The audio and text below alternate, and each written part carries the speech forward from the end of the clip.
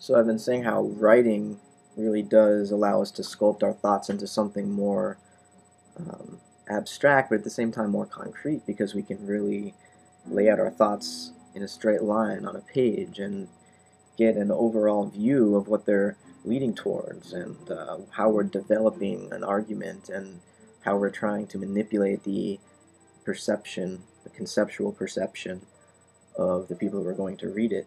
So I'm going to read the latest comment you left on the video you were replying to, and then read to you the response that I typed. And we'll see if that allows us to actually make more concrete sense in a conceptual way than just speaking off the cuff, maybe.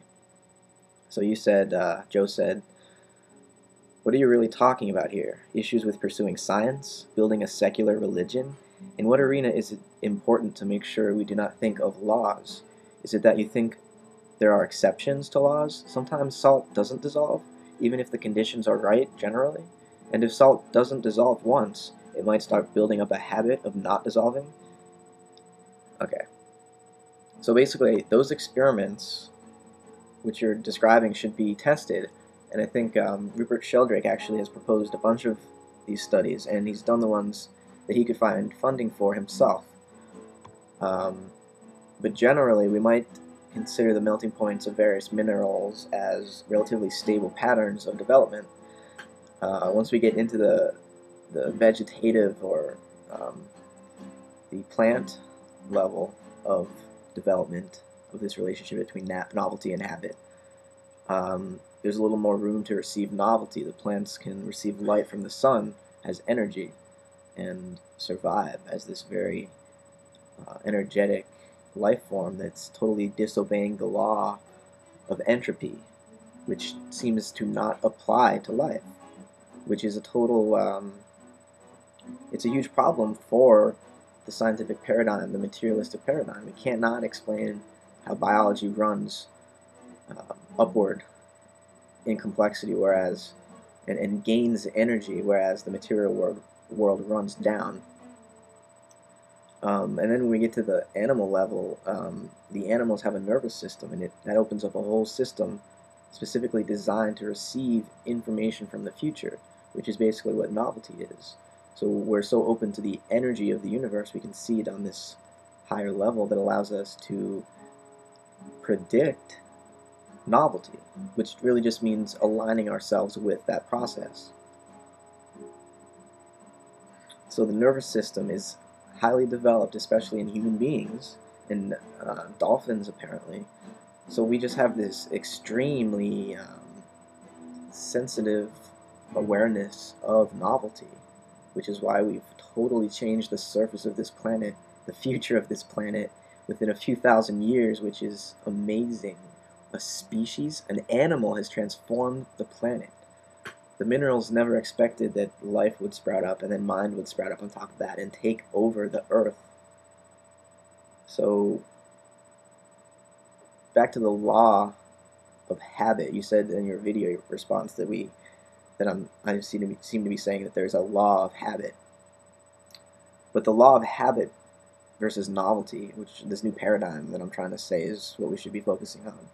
I think the law that we have to discuss then becomes the ultimate future, which when we talk about the ultimate future, we must be also talking about the ultimate past, because they're kind of equivalent, because, you know, physics says time to run backwards or forwards. It doesn't matter, the laws are the same.